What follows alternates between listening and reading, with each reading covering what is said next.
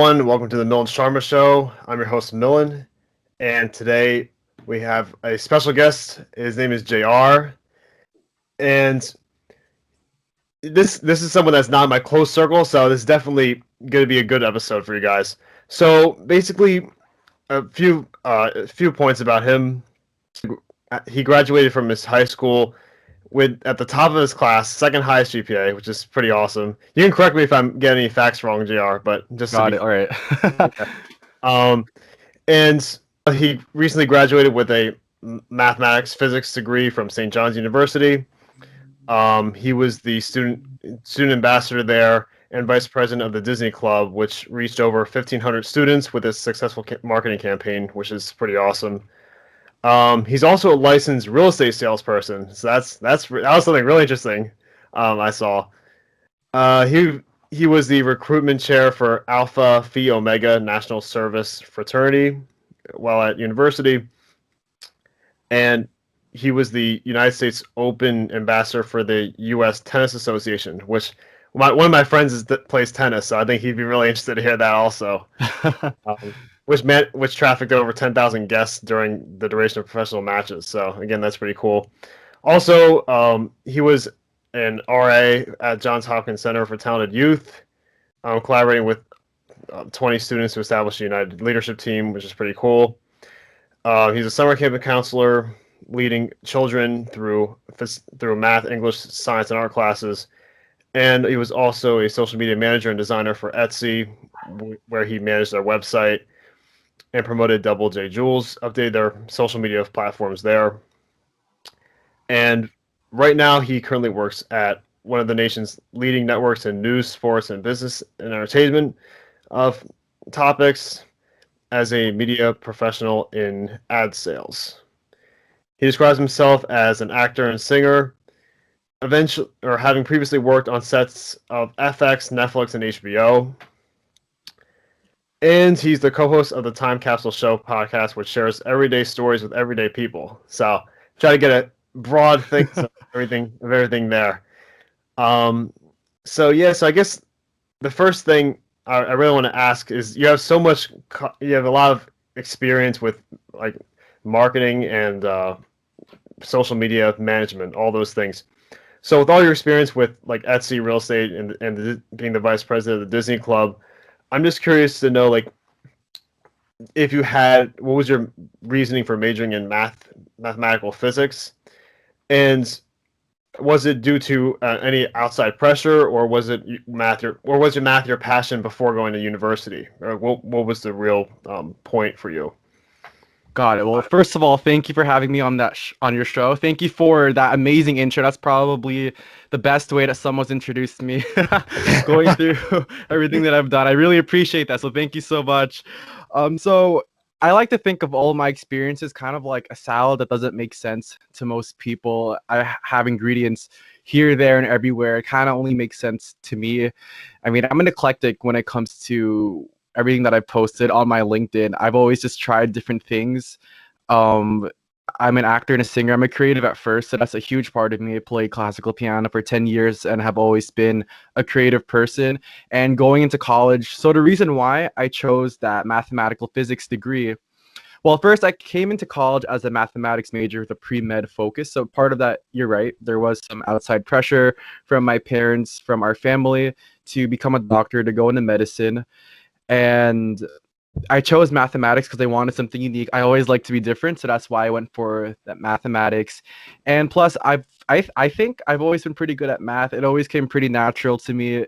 Back in our earlier days, me and my brother, we always dominated the math bees at our school, so we would rotate with first and second place each year. So I always think math came natural to me, but there came a point where math just didn't become fun anymore. It became more than problem solving, and we were researching a positive and a negative zero, and I'm like, what the heck is this? And we started proving why 1 + 1 = 2, and I'm like, wow, I'm good at math, but I don't love it that much. So I backtracked out of it. I just tried to get out of college within the 4 years. So I picked up mathematical physics, and now I'm working in media. I work in advertisement sales, and it's such a different experience. Literally, I don't think anything I learned in college is 100% applicable to what I do now. But like I said, I'm an eclectic, and I just try try to get a bunch of experience here, there, and everywhere.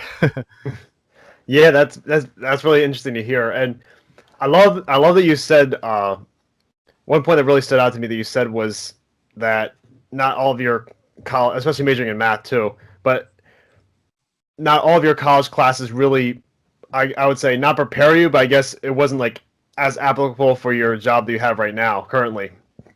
Because I could definitely relate to that because right now I'm in a strategic communication concentration major right now and psychology major, and even I could say that I feel like the majority of my classes aren't really gonna be like, oh, now I'll be ready to go in my entry position like right away. So I thought that was really good that you said that. Um, Something I would say also, um, as far as because you have a lot of experience as far as like your internships. Did you take that during the summers of when you're at university, or how did you really manage the time between like math and doing that? Because they're very like different fields. So I was just curious to hear your response for that. Yeah, that's such a great question. So, I'm trying to remember right now. I kind of put everything together, to be honest, all throughout the year. Like that real estate internship was really flexible. I started in December 2019, I believe, at Nest Seekers, and I was just so bored during winter break, and I like literally begged the agent. I told her like, "Hey, I'm willing to do anything. I just want to get out of the house, try something new. My parents are pressuring me to be a doctor." I was just so raw and honest, and she hired me on the spot. I guess she felt bad for me or found something in me. I mean, we're very close up to this day. Like we're actually really good friends. I went to her wedding, and we're really close now. So you never know where relationships will get you, but I tried to balance doing everything with school and internships and all these extra side hustles while I was in school. I always tried to keep busy. My roommates always said I was never in the dorm, partly because I didn't like them, but also because I was trying to keep busy. So there was that. I just tried to always keep busy. Yeah. Yeah, it's funny you said that because uh, I so I had a similar situation like that too, like early in college, and I'm actually residential assistant right. I will be one too. Like last couple of years, I'm going to be one my senior year also, Nice. and I would say like not at least for me, I don't have to have a roommate, which is like really it's really awesome because it's not like I I don't want to be interacting with people, but it's more so like I can really can have a control of how much I can interact, how much I can like actually be around people, and like all right, I'm good for the night and things like that, which has really helped me. Is that something? Because I think I saw that you were an RA for. Was that like a thing outside of St. John's, or is that Yeah. yeah? It, I it was curious was. about Yeah, it was a Center for Talented Youth. It's a program with Johns Hopkins, and it was actually at Princeton University. So crazy experience. So that month was actually a really crazy month. I'm just gonna walk you through it. So that. the Yeah, first sure, 2 weeks sure. of that month, I was working at a cupcake store, and I hated it so much. I'm not gonna say the name because I don't. In case I say something bad, I don't want their name to tarnish. But Right, right. I worked for a small cupcake store in the city, and I hated it so much. So this random guy, hit me up on my email, said that he was looking for an RA for Princeton University, and I'm like, this is totally like catfish BS. Like, I doubt someone's looking for an RA 1 week before the program. I just filled it out for fun. It turned out to be really legit. I remember driving to Princeton with my family, and I was just so nervous. Like, this is a hoax job. And when I got there, my name was there. They had a room for me, they had a bed for me, and they said, hey, you're gonna manage like 10, 12 kids on this floor. And I'm like, holy crap, I've never been an RA before. They must have seen something in me. I don't know. And it was a really crazy experience. I had my own room, so I could relate with you on that aspect. So I had peace for the most part, but the thing that I mean, sure, there's peace because you live by yourself, but you're in charge of these kids. And I guess in your case, these young adults, right, for like 24 hours to whatever needs they have. And it was definitely a growing up experience for me doing something like that. Hmm. Yeah. So w- was was it like what was the age group for you? Was it like between 10 and 15, or how, or what was the age group for the halls that you had to manage? Yeah, so the guys that I had were in high school, I believe, sophomore to entering senior year. So I guess like 15 to 17, but they were geniuses. Like, holy crap, these kids were so smart. Wow. How so? Like academically speaking, or what? Yeah, like just SAT wise, like they were hitting marks between the 1400s and perfect scores. And these people like were just very high excelling kids. They understood things like that. Um, Look, I think I'm pretty good at math, like I said before, but these people were I sat in on their math class and I didn't understand anything. And I just remember looking at it and these kids were so engaged, like they really loved the subject and it just clicks with them. And I'm like, wow, I thought I was smart. I guess these people are just on a completely different level. Wow, that's really interesting. Um, so after that experience, what would you say? What could you say like after that from like going from oh let me just apply here just to get out of this cupcake store? Like what are there like very valuable lessons that you learned from this experience outside of just a a job that takes up some time away from something else? Like Definitely. I mean, first of all, I learned how it feels to walk around Princeton University. I kind of thought to myself, wow, I'm a student here staying in this cool dorm. And I mean, there are roaches in the dorm, but that's besides the point. It's still oh Princeton University. It was great to be in New Jersey first and foremost, but the one thing I learned the most is that kids come from all different backgrounds. And I think that when you're in high school or when you're in elementary school, I don't think kids understand the fact that kids come from other homes, other kinds of homes. Like, I kid you not, some of these kids were going to $60,000 boarding schools, and other kids were going to, a specialized high school here and there, but nothing on, as expensive as a boarding school. And it really puts life into perspective into how different kids are raised. Some of them were international as well. And it goes to show you that sometimes things are out of your reach. Like you're just born into certain situations, but it's up to you to make something out of it. yeah, that's very very interesting. You went to St. John's Preparatory High School, is that correct? Correct. Yeah. Okay, so was that basically like a gateway to St. John's? Like just from there, is that just a coincidence, or is that like actually more of a legit like pathway from one to another institution? To an extent, I would say so. I mean, I think 20 people from my high school went there, and I think they gave us kind of like an easier time getting into St. John's University. I mean, given it's not the most challenging university to get into, but they definitely are connected. So there are perks and field trips that they send us back and forth sometimes. Mm-hmm. Cool, cool. What did you go on a field trip, or and if so, like what was a cool one that you went on? I mean, they would just send us to the school, to be honest, and they would just give us like high school jackets and gears to take pictures of at the school, and we're just Uh, pretty much like ambassadors for school walking around the university taking pictures, and they would post it on the school Facebook or website. okay, okay. Nothing crazy. But I Usually, did go to Europe with my like your school, but that had pawns. nothing to do. What? I was gonna say usually like your pawns like coming into the school, like come here, you know. Kind of, yeah, exactly. Just Right. marketing. Yeah, yeah. That's interesting tactic.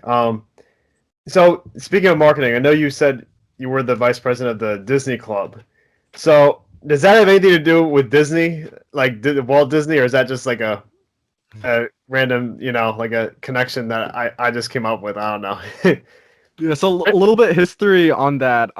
Yes, it does have something to do with the Disney. Me and my brother were involved with performing arts there. That didn't go too well, so we decided to just form our own club. My friend was like, "I want to start a Disney club," and I'm like, I don't know much about Disney. I kind of like Disney. I mean, I watch Disney Channel, right? But she wanted to start a Disney club, so I'm just like, what the heck? Let me just help her out with it. And we went through like a series of presentations. It's so hard to start a club at a school, and believe it or not, we beat out like these serious like clubs at our school. We beat out these other finance groups that wanted to start these social justice organizations, and I can imagine they were pissed off to find out that Disney Club got approved on their first try. And Wow. starting Disney Club was great. I think the people who took charge of it wanted to take it into a different direction. They're more interested in cosplay and typical Disney characters and stuff like that. I was more interested in kind of making it into more towards business because I think Disney has done a lot with acquiring different kinds of media and the way that they market their channels and how they've made Disney Plus, which is one of the leading streaming networks out there. So I definitely wanted to take a road that way, but they had different directions for it, which is completely fine. But Yeah, Disney is Disney, and that you're right. Yeah, that's it's funny because I in my one class I took last semester, we were talking a lot. We were talking about and discussing how a lot of experts believe that Disney Plus will eventually overtake Netflix, like which is pretty much the king of streaming the last at least I don't know when, ever since it's been on top. So do you do you believe that? Like, what is your opinion of like online streaming platforms? Like, is there will there ever be a new idea that might like dethrone that might be even more convenient than that, or is that like the pinnacle of like streaming movies? Like there's like HBO Max now, there's Disney Plus, Netflix, there's so many. So what are your thoughts on that? Yeah, honestly, if I would knew the complete answer of where this would all be in 10 years from now, I would tell you, but I don't. And this is something I always ask all my associates and people that I network with at my job. And I think the change towards streaming services like Netflix and HBO Max, it was always meant to happen. And the pandemic was just a catalyst for that to happen. That was the road that it was leading towards. Um, I was reading an article the other day and it said that there's more streaming subscriptions than people living on this earth. And I was like, wow, that's that's some amazing statistics out there. It just goes to show you that people Yeah. are spending $5-10 on each subscription and they can get a bunch of shows on there. We've seen declines in the movie industry, right? Many people are reluctant to go back to movie theaters. I think people should go to the movie theaters. It's a great experience and I love buttered popcorn. But um 10 years from now, I think everything's gonna go towards streaming and it's all gonna be about acquiring this, acquiring that, and people and look at Netflix, they've started making their own movies and their own originals, right? So I think that that's gonna be the future of media, just these streaming services. Yeah, and I don't know if you've heard this, but I know this was rumors, but I heard in one of my classes that Netflix might think about making their own like movie theater where like it's only their films that are produced, which I thought was a very unique thing. I don't know if that's if something you heard about, but like I guess it'd be like something where like their films are first coming out and you can only go there to see it pretty much, and you still get the the movie theater experience, something like that. Um, Hmm. yeah, we'll see if that happens, but I thought that was Yeah, that's interesting. interesting. Yeah, Yeah, definitely. I mean, I think that's kind of odd. I mean, regular movie theaters just put out whatever movies out there, right? For the most part. right, right. Like, I guess maybe I think the one thing I heard was maybe they don't want to pay like Regal or I don't know some of those maybe like give them some of the profit maybe. I mean I don't know if oh, it's something like that. Um, but yeah, that was yeah, something they're that trying to monopolize the industry, probably. yeah how can we go on top more because there's it's crazy like I think the statistics show that at least Netflix was in a lot of debt, but like my professor would say how it's like good debt because they're putting all that money toward new shows, new creations, new things because that's what keeps people watching it. That's why Netflix is still on top right as of right now, um, which is like always like new shows and Wow. I mean, good for things. Netflix. I wish student debt was seen as the same way. That's yeah. Oh my gosh, that's a good one. Um, But yeah, I so speaking of streaming platforms, I know that you you s- you were on some of the casting of a few different ones. Like I think I saw like CBS, HBO, Netflix, like a few of those. Mhm. So could you explain to me what was your like position exactly? Or how was what was your favorite experience, not so good experience, like things like that? Because I feel like acting is one of those things where it seems like I don't know, just I feel like it's like a fantasy, like oh, I'm on stage, I got the bright lights on me, but I don't know if you were on that part of the stage, like behind the scenes. So I'm just curious to hear your thoughts. Yeah, so it was a little bit of both. It started out in college. It was one of my side hustles actually in college, and I read about background acting. It started with background acting and submitting myself with a company, I believe Central Casting, and I did it, and I got a role at Queens College as a college student.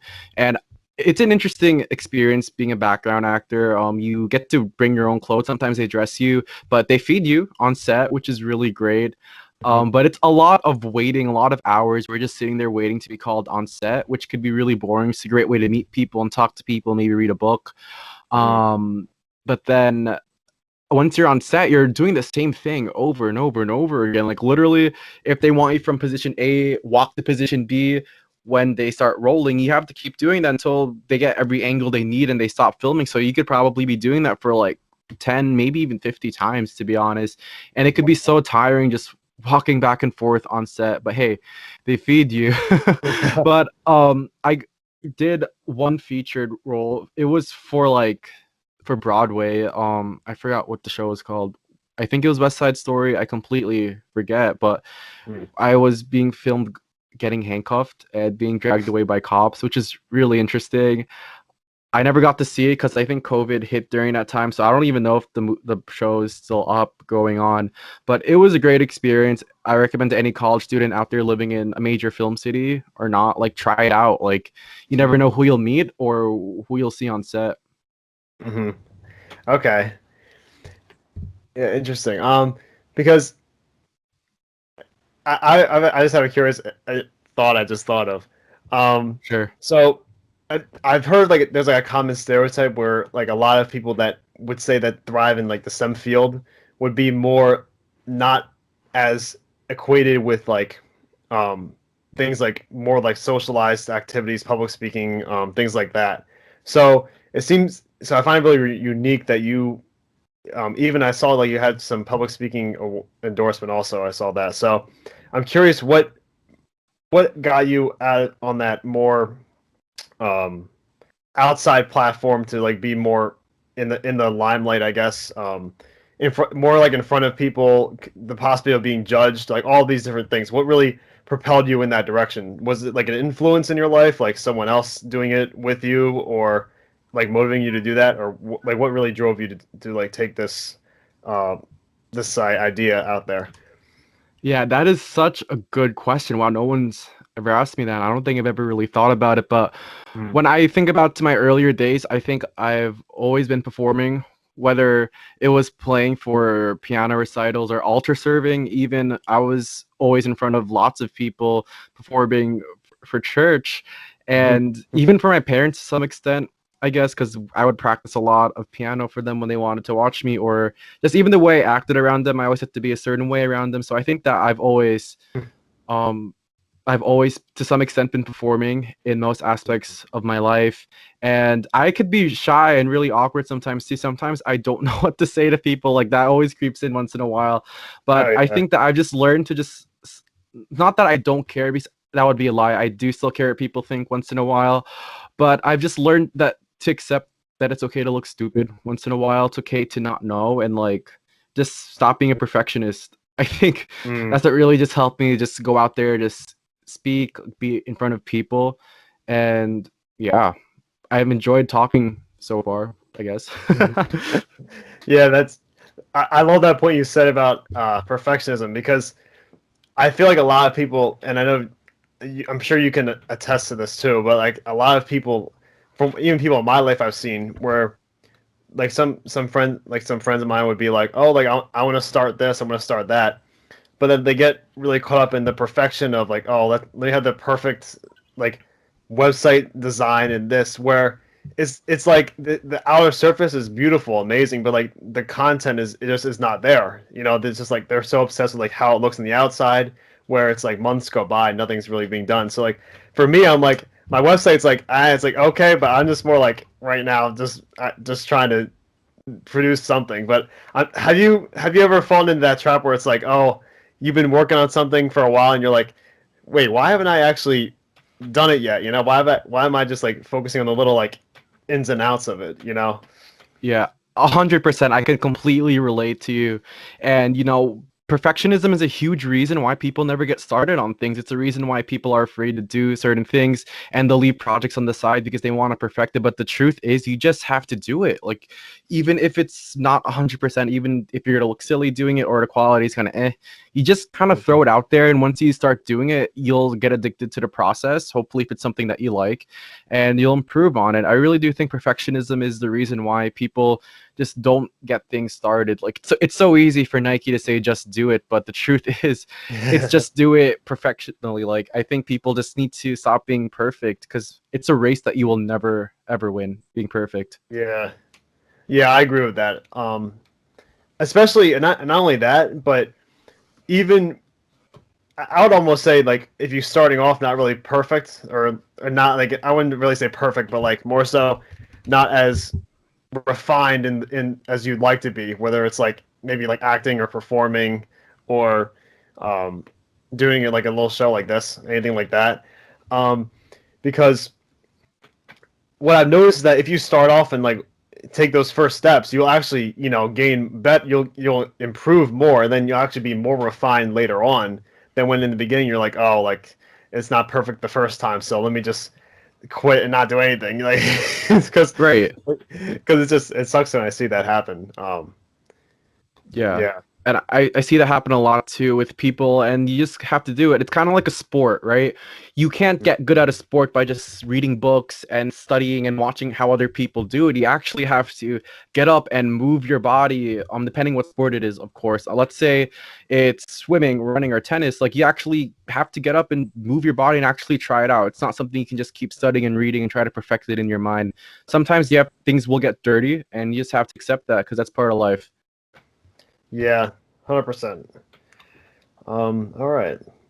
So, yeah, speaking about, all right, this kind of pretty much ties in exactly what we were just talking about. So, you said before the show, you basically stated that you've been pressured to be number one in a lot of activities and hobbies, sports, maybe sports, anything like that.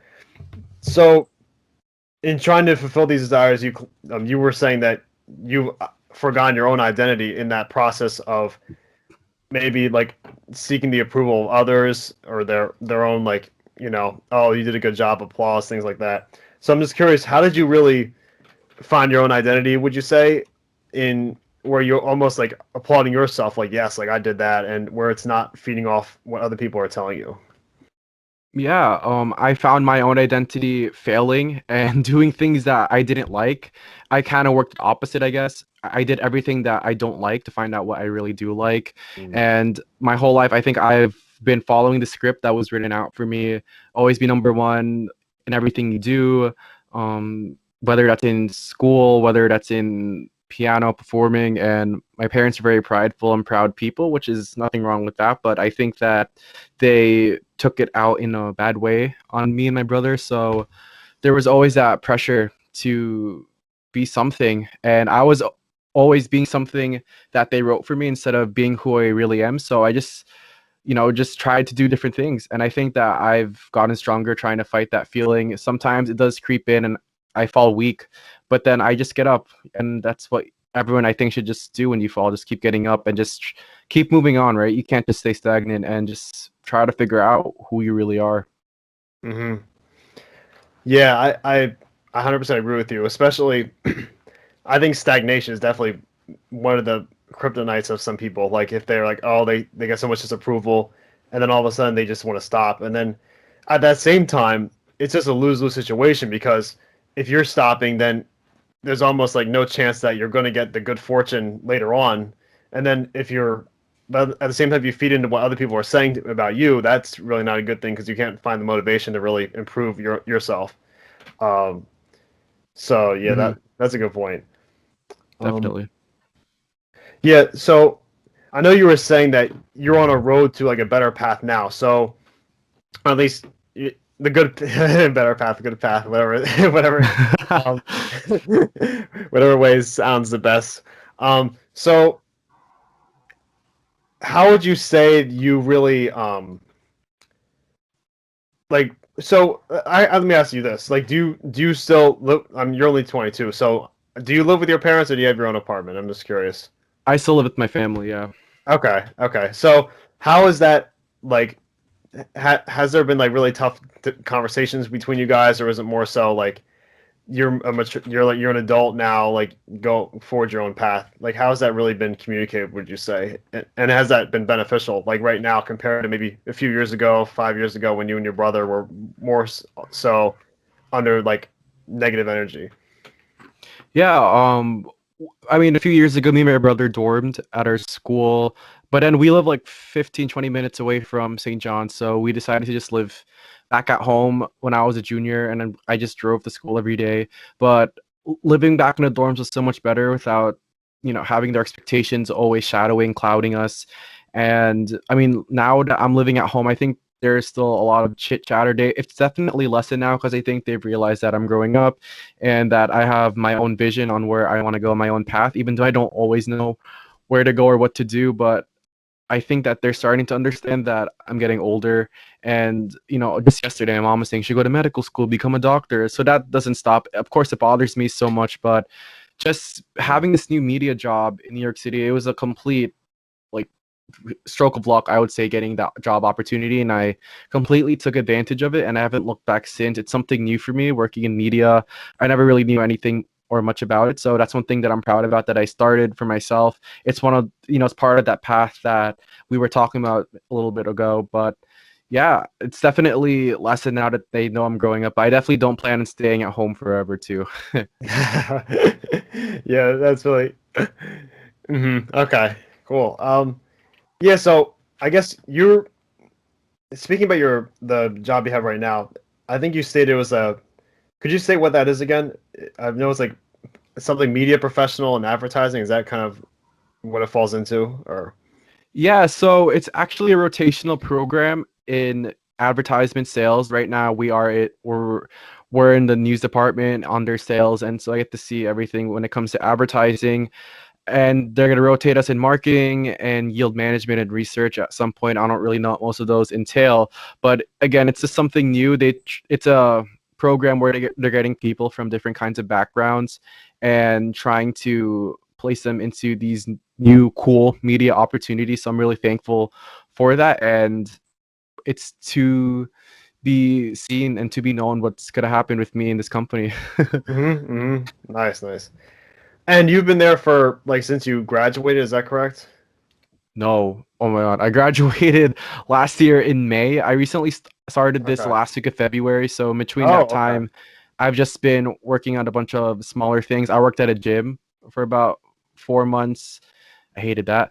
But I met some cool people, and I worked at the US Open. So I've just been trying to figure things out, especially during a pandemic. It's a tough Oh time to yeah. graduate. Definitely, definitely. And you graduated in the year of 2020, is that correct? Yeah, May 2020. Okay, okay. Historic. Yeah, definitely. Gosh. Okay. Um, yeah, so let me think.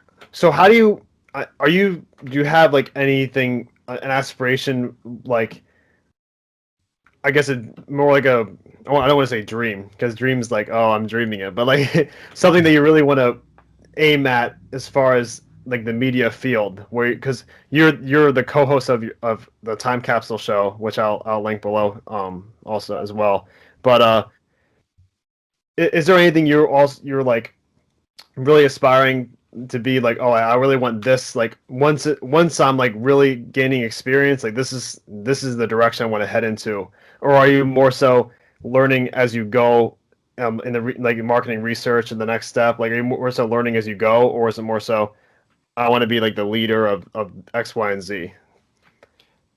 Yeah, that's a great question. It's a little bit of both. I would have to say, I think I'm staying in the moment, just trying to learn as much as I can, meet different kinds of people here and there. But when it comes to the future, I don't really have any goal set in stone. I think I'm really flexible about that. 5 years ago, I thought I was going to medical school, and if you asked me, I would not have imagined that I would be working for this great company in media. And it blows my mind thinking that I'm actually doing it, even though it's work from home, unfortunately. But one day I do definitely want to create a brand, a business. Love this podcast that I've started with my brother and a friend. And I always wanted to create something that I can be proud of, that I can work and see the results of what I'm working for, and also impact people in a way that I can influence them. So I think it's just staying in the moment and also planning something creative, hopefully in the future. Hmm. Yeah, I think I honestly believe that not enough young people create their own brand or anything like that because it's honestly it just surprised me how much you could do like that's very low cost or like free of cost. There's like so much technology development online that you could do to like post videos, create audio, free hosting sites, all these different things. And there's really like no excuse for at least people in the Western world with more developed technology to really get a heads up on that. So I give you a lot of credit for that. You and your brother also, and your friend Thank too. you. Yeah. Thanks. Yeah, I mean it's been tough, especially starting a podcast in quarantine times. But we just definitely wanted to create something in a tough time and just try to connect people in some way, shape, or form. I mean, look at you. You're a creative person too, right? You're starting this podcast, which is great. I love the whole theme of it and being able to have a discussion civilly. So I think that Mhm. people just have to tune into their creative minds. Don't try to get stuck into this structured route that most people take, and just have fun, explore life. Yeah, and I appreciate that also. But it's funny you said that you and your brother started this your show during the pandemic because I honestly I started mine kind of like in a similar light. It was like during the winter break, so kind of like when you said you wanted the real estate job during the winter break. I was kind of like, I mean, besides working for my grandfather's road stand, like I'm not doing anything right now. And so it was more so like me. I don't want to like sit around and just stream shows for like a month and a half until the school starts. So like I'm like, what could I do right now? And then that's how struck the idea just came to me. I was like, I think I should try this. So Good for that's you. I what. mean, that's great for you trying to make the most out of your time. I feel like Mhm. so many people just stream shows and just watch Netflix, and sometimes I feel like lost in a conversation because they're talking about a show that everyone's watching, and I'm like, who, what? But it's great. And then one thing I've always thought about with our podcast is whether it goes big or not. I think that you learn something along the way, like you learn valuable skills, and you're building a portfolio for yourself. So just keep doing it and just stay consistent. Yeah, I agree with you, especially with just like building even like if this is will be valuable to like employers or not. It's just a skill that like I think any employer would like want to see anything like creative outside of college. Like, what are you doing in your own time to like enhance yourself? And I think like speaking, you being able to use websites, audio things, like all of those skills are very important. I would say, and I can 100% relate to you about the being lost when people are talking about shows. Excuse me. Oh my gosh, there's been so many times like even like I call my really like close friends, and we're pretty close, but like they'll both be like really like deep conversation about this one like show on like Disney Plus, and I'm like, I don't even know what that is. I don't know what that is. So I just I gotta sit there know. and wait until it ends. Um, but yeah, Yeah, it's you continue. You can talk. You can talk. yeah. I was just gonna say it's so tough because everyone's always talking about all these different shows. All I know is the Avengers. That's probably the only thing that I binged recently. But other than that, I mean, there's just so many options on all these streaming devices. It's part of the new culture, right? It's some Yeah, yeah, and also I'd say like the movie theater experience and watching with friends is one thing, but I honestly believe that the majority of shows being watched, and this is just my opinion, not anything I've read, but like it seems like a lot of it is people watching on their own and not with like a social group. So it's more so like that's what they're doing with their time in a lot of situations. Um, and and honestly, for me, like I always thought about me being like I like being like the producer of something because it's great that other people like if someone's doing something that I like, I'll definitely like tell people about it and I'll tell people about what you guys are doing, you and your brother, if I enjoy it, and same way. But when it's always me talking about something else and like I haven't created something for myself, it's like dang, like I want to like do something, like create something like a brand or anything. right, Um, something that you can be proud of and look back at it and say like, hey, I made that, and I made that opportunity. I made it for myself, and I guess it's pride or just being proud of yourself, but it feels good, right? I mean, I feel good making our podcast. Yeah, yeah.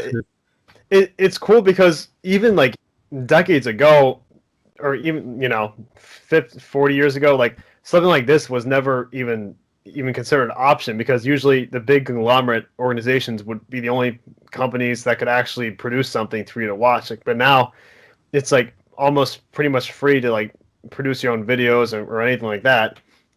Um, and I honestly I love to hear your thoughts on this, but what I've noticed is that I think people have ideas about like doing shows where it's oh like oh that's a good show. Like I've heard some comments where it's like encouraging me, and I heard some people say oh like you're doing that blah blah. It's like positive negative. It comes both ways.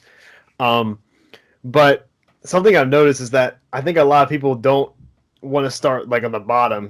Like when you're first starting, like I think they're kind of almost a little bit overwhelmed with the challenge of not even like trying to be famous, but more so they'd rather like not start at all than be like in the lower tiered section. Because I know a lot of people that like they watch like oh Joe Rogan's really funny, but Joe Rogan, Jordan Peterson, all this stuff, but like I have good conversations with them, but then like I never really see that happening. I don't know if you really noticed that.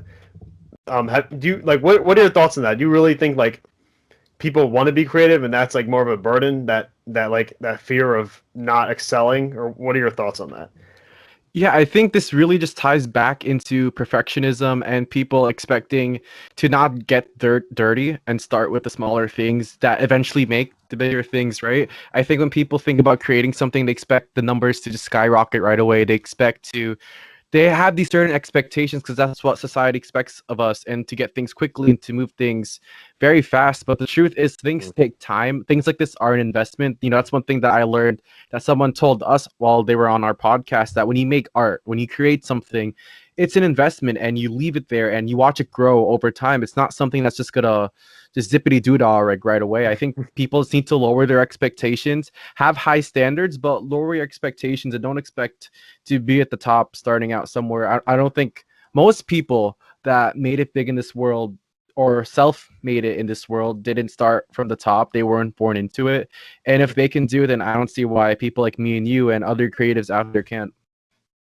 Yeah, that's a great point. And something that also I really, and you even said this too about learning as you go, is that even if like I don't gain one subscriber, it's just like I've always like there's always skills you're learning with creating these types of things because you're learning like discipline, discipline and focus, like continuing to like produce some sort of content even if you don't feel like it or you want to do it.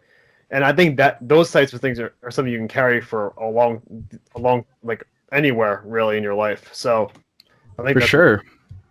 Yeah, definitely. And I think that like what we talked about earlier, you make qualities, you build character, and you pick up these skills that you can bring to you in other aspects of your life. I mean, just like myself, like I said earlier in our interview, like I'm an eclectic. I have experience all over the place. It's kind of like a rotten salad to some extent. And yeah. honestly, I don't do most of the things that I used to do in the past, but I picked up communication skills from real estate. I picked up how to dress nicely when I did acting. I picked up how to talk to people when I was working as an ambassador. Even at that cupcake store that I didn't like, I learned how not to be a bad manager.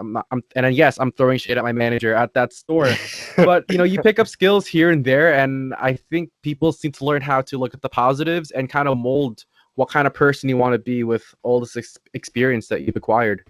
hmm Yeah, there's always things you can learn. I think from like a bad job, or like jobs where it's like, oh, like I don't feel like because I do lifeguarding in the summer also, Nice. and and of course that's not something I want to do the rest of my life, but it's like what can I learn from this? It's like focusing on like a pool with like a lot of people. Like it takes a lot of like focusing with your eyes, like eye contact with like Yeah. all these different people, like and these types of things you don't think about like a minimum paying job, but it's something like you definitely carry on. I've noticed.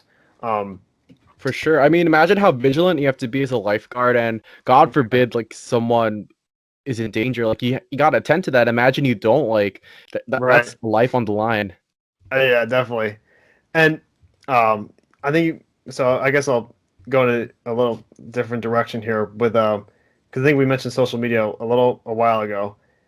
Well, even if we didn't, I'll mention it. I'll mention it right now. Go for Um, it. yeah.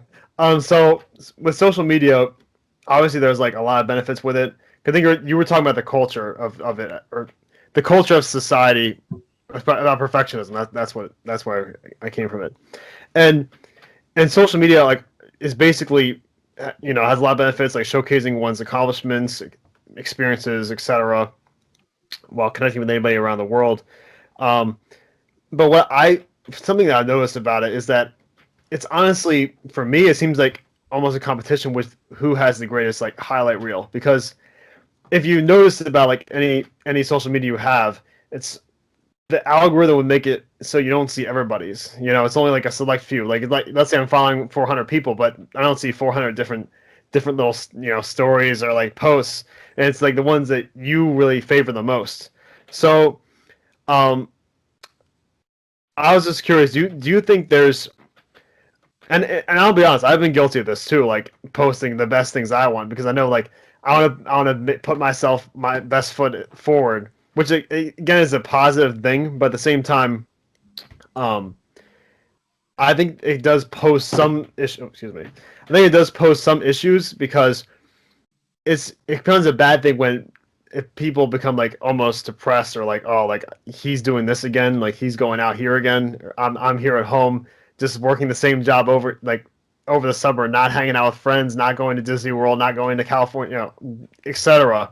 And I think that's where it can become damaging because even when I was in high school, back then I was like much more like shy and I didn't have as many friends. And I was like, and I'm seeing like these weekend people having fun on the weekends. I'm like, oh man, that's not me, and etc.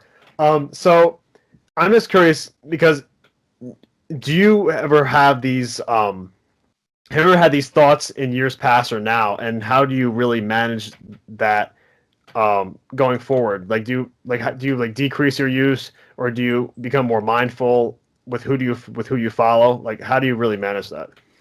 Like 1,000%, I feel those things that you were talking about, especially the one with, oh, it's the weekend and all these people are going out. Even up to this day, I see that on people's stories and I feel that sometimes, honestly, like I feel like shit. Like I'm looking Mm-hmm. at social media, people are going out, but it's one thing that I've learned that people put up a different front on social media. To be honest, Mm-hmm. I probably use Instagram less than 5 minutes a day. Sometimes there are days where I don't even use my personal Instagram. I haven't posted in a year. I used to post so much on social media. I used to post everywhere I would go, all the foods I would eat, what I'm wearing for the day. And then one day kind of just struck me like, who the hell are these people that I have to keep posting to show them what I'm doing with my life?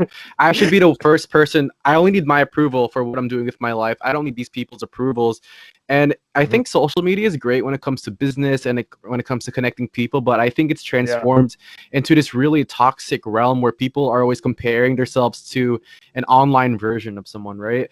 Sometimes what people present online isn't what they really are in real life. Think Mm-hmm. about how many people, like what you said, people always want to put up their best photos. People want to make sure they get their Gucci belt in the photos, right? Or their Louis Vuitton bags. People want to make sure they get their sports cars in the photos. Or let me take a picture with 20 people and tag all of them and let me act like they're all my friends. But the truth is, I only You talk to just two of met these like 18 people. of them. You don't know 18 of them, but you might know two of them, right? Exactly. And you probably didn't even talk to any of them. You guys just took that one photo together. But hey, let me make sure we're all it looks like we're all having fun.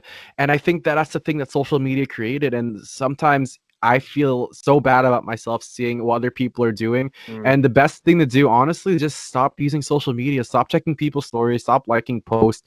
I've stopped doing that. I only use social media to promote our podcast, and we promote positive quotes and what we're doing on our podcast. So that's what we've been doing. mm, In terms of personal use, I've honestly taken a huge break on that, and it's been so great. And I implore anyone feeling those things to do it, because if you're following someone and you feel bad about yourself, something is wrong, and people need to wake up to that. Stop thinking it's okay to follow certain people, and feel like shit. Like you shouldn't be feeling bad about yourself because mm. of social media. Like that, no, absolutely not.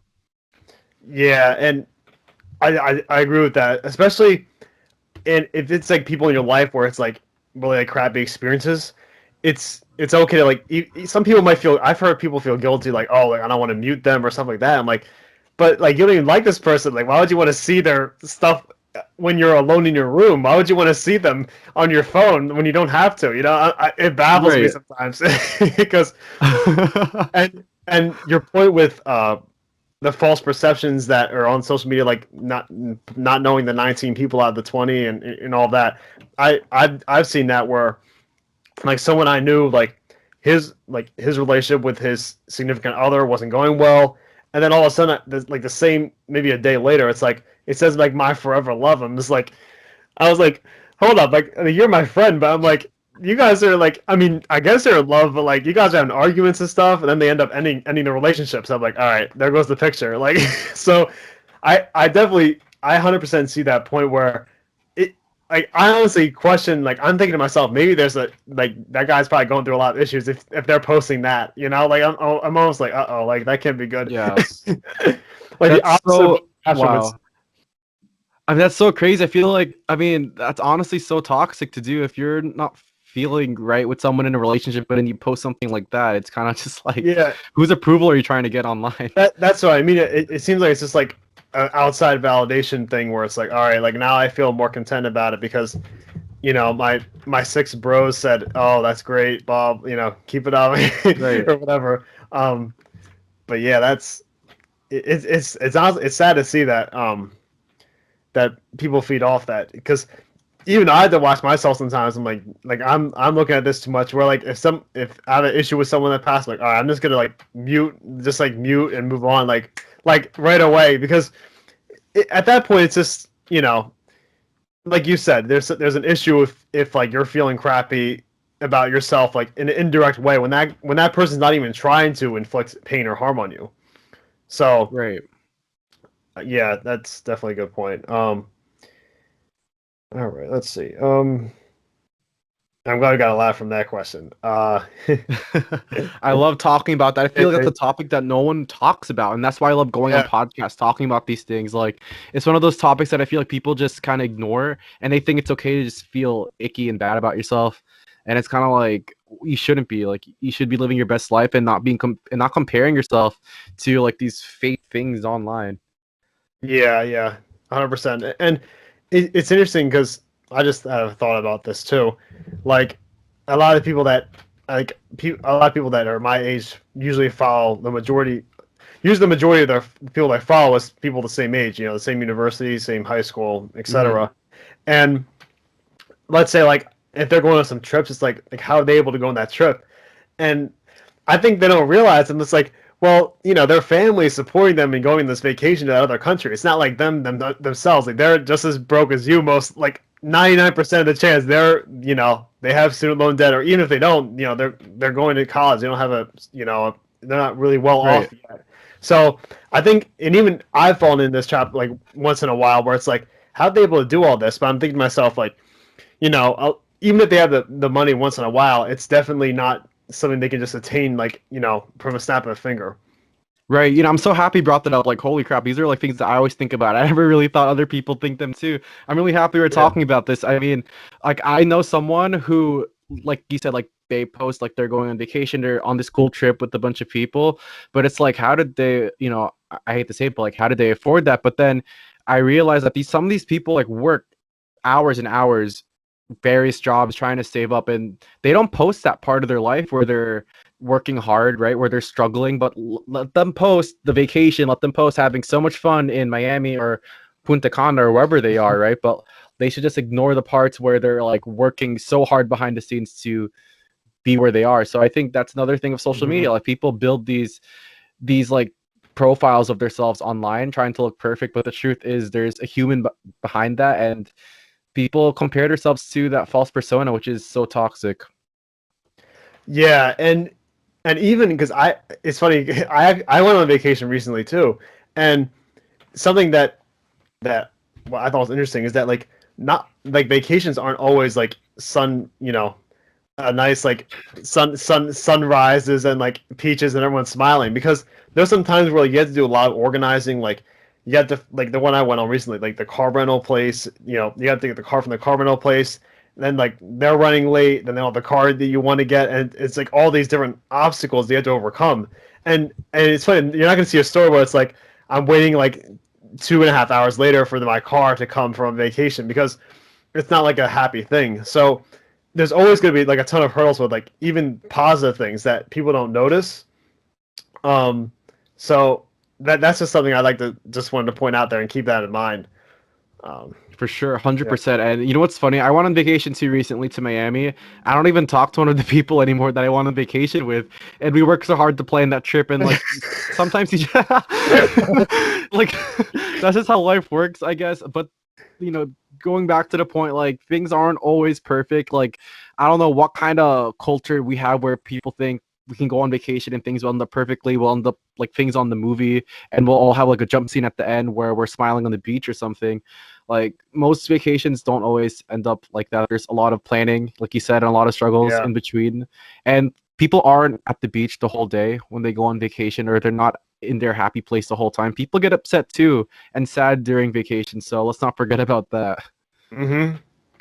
Yeah, and it's funny you said that, because you learn a lot about people on like multiple day vacations, because after I graduated high school like 3 4 years ago, we went on this like being like senior trip, like me like, and some of my close friends were like people that I didn't really know too well, and like you learn a lot more about people and like when you're living with them for like 5 days 7 days, and you're like you pick up on their habits, and then like there's some arguments that come, and it's like it gets kind of testy once in a while. You're like, dang, like this is really, Yeah. and then it comes to the point where if it's like a group of 6 people, because that's what it was back then, it was like maybe like two people would go on their own, maybe 3 people would go on their own once in a while, and they kind of like separate their own way, which is something you don't think about, because before the trip you're like, yeah, we're all gonna play football together and always be laughing, cracking jokes, but people get, I've seen like the habits, and like people get sick of other people's mess, and like it can like spiral out of control pretty quickly. Definitely. Oh my God, this is so relatable. I feel like so many people can relate to this content that we're talking about, but no one just talks about it. It's so true. Like I went on vacation once, like a while ago, and someone that we went with didn't wash the dishes, and that really like irked me. And I'm like, holy crap! Like, but people, you're right. You'll see people's habits. You'll see who they truly are, and I hate that too. Like when people go and separate and do different things, but you come as a group, it's kind of like shit. Why do we come as a group if we're just gonna all do different things? But it goes back to the point that like people have like society has us expecting vacations and fun times to look a certain way, but the truth is like things do get a little rough here and there during vacations.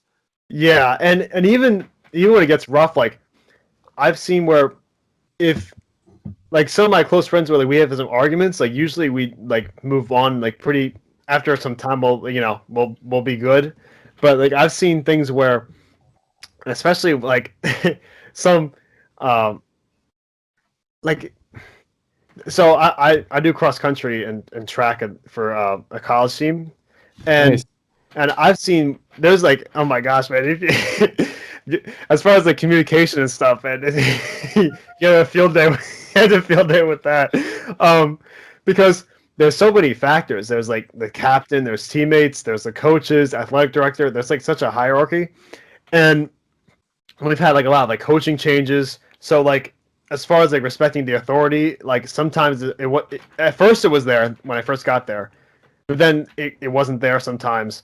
But anyway, just make the story shorter. Pretty much what happened was, um, like the women's side was more in like more conflicting than the men's side, and like they're having some arguments and things like that. But I noticed like when they're together, it's you wouldn't know it if you were looking. It's like, oh, they're all, kumbaya, everyone's singing, they're all together, and then I find out, oh, they're having a meeting about conflict tonight. I'm like, oh, really? Like I didn't see that. Like because Oh man. yeah, because I like the guys, like I've seen like there's not any men on the team, but like a year ago there was more men, and like there was an argument, like it got really loud and like pretty feisty, like in the present time. Then after a few minutes, like they talked it out and they were good. But like on the opposite token, I'm gonna say this for everybody, but like some of the women, like it's like I've never seen it in public. It seems like it's all like concealed, and I feel like the concealed conflict is much more of it is a much bigger problem when it's something like so small, like, oh, like you didn't wash the dishes, now dishes are still there, and now I can't wash. Now I can't put away. Now I can't make food because there's no dishes to put food in. It can just keep like compiling into like more and more. And I think that's really that's like the embers that like create the firestorm. That's like such a huge issue. Right, yeah, it's kind of like a chain reaction. It kind of just like builds to something bigger. And I mean, they say like communicate and let people know how you feel, but then sometimes when you communicate, people take it so wrongly, and I feel like the situation gets Yeah. worse and it blows up, and it's like shit. Well, I thought they recommend that we should communicate. Right, exactly. Um, yeah, and something that I thought I definitely want to talk about was for people like young people in their 20s. We were talking about how like you and me, like we feel lost sometimes, like just like entering college, like a new adult experience and things like that. Um, so I was wondering, like being lost, like maybe interpersonal relationships, career aspirations, self autonomy, etc. How did you really embrace like the uncertainty part, the parts of your life that's like more uncertain? Were there monumental events or challenges that come to mind that you're like, oh, I'm feeling uncertain right now, and then but you feel like you're gonna make it, you're gonna go move forward in the direction, like you mentioned, like the job opportunity that you got, like you said you had some luck with that. So maybe that I don't want to answer the question for you, but like that's just something that came to my mind. Is there like anything similar to that, or is that the monumental event that happened? Yeah, so I think in life sometimes we can't always choose where we want to go. Like for example, that job opportunity that I recently got, that was huge for me. It was something new that I was trying out. Most of my life, like I said earlier, I've been following the script that my parents wrote for me and putting so much pressure both on me and my brother, and doctor like medical school and medicine. That was always what was implanted in my head, not really what came from my heart, right? Mm-hmm. So I've always been forced to tell people that. And one day kind of just hit me like, can I really imagine myself being a doctor? Like, sure, it would be cool to have doctor in my title and like wear a lab coat and have everyone call me a doctor. But I looked into my cousin's books once because he's a doctor, and I looked at the terms and I'm like, wow, no, heck no, I can't memorize any of this. Like, it's just not fun for me. And I just started to venture out doing different things. I tried doing real estate. Went into production. I went to acting, and then just trying to do different things. And like I said earlier, you pick up qualities from all these different things that you try, and you try to morph something. And sometimes things won't always be perfect. Things are never going to be perfect, but I just try to learn as much as I go, just live in the moment and be okay with not being at your full potential yet. I think people always want to see the quick result. They expect so much. Like they expect themselves to be somewhere right away, but things will get really messy, and it's okay. Like that's life. If things were perfect, trust me, life would be boring. And this is always a metaphor that I always love to bring up to tell people. But when you go hiking and you reach the top of the mountain, how long do you need to enjoy the view? You're not going to live at the top of the mountain for the rest of your life, right? You got to get back down and climb another mountain. And that's how life works. Mm-hmm. Once you reach that goal or whatever goal you have, you're just going to make another one. Because if you don't, life will get pretty boring. So always just keep living in the moment and enjoy the process. Mm-hmm. Yeah, I like that. Wow, I like that metaphor a lot too. It's It's especially true. because I it's funny because I went to California for vacation recently, Nice. and we were doing a lot. We went my family and I went to Yosemite, which is really cool, Yosemite National Park, and we were doing a lot of hiking. So we saw a lot of views, and we like it's nice. You got a lot of pictures. Now I have to go back down. So I was thinking of what you said. All like my sore legs. I'm like, I gotta go back down now. But um, yeah, that was funny. uh, yeah, I think Yeah. I think Go ahead. Sorry. yeah, I think that's a good place to end our conversation. But yeah, I appreciate you coming on the show, Jr. It really it's been really great. What for people that want to see your content, where should they look first? Yeah, so you can find us on timecapsuleshow.com. You'll find all the links to Spotify, Apple Podcasts, YouTube, and wherever you listen to your podcast. We have new episodes every Monday and Wednesday at 8 p.m. Eastern. And you can follow us on Instagram at TC Show 21. All right, great. Awesome. Well, thank you for coming on and taking time to come here, JR. I really appreciate it. This is a very productive conversation, I feel like. And Yes, yeah. Milan, thank you. Yeah, it was so great meeting with you. Thanks for having me on your show. I really enjoyed this conversation, and I hope let's definitely stay in contact. Definitely. One quick thing. I'll say it's pronounced Millen, just to be clear. I don't know if I heard you. Oh, sorry. Nah, I'm you're so good. No. sorry. I hate when people mess up my name. I'm sorry, Millen. Yeah, yeah, yeah. Sorry. No, it happens often. I'm sure it happened to you, happens with you sometimes too. So, could you say Yeah. your full name again, real quick? I just said the initials. Yeah, it's Joenrhuz. Joenrhuz. Okay, Yeah, cool. All right, cool. and Millen. Yes. Yes. All right. All right. Well, have a great rest of your week. You too. Thank you.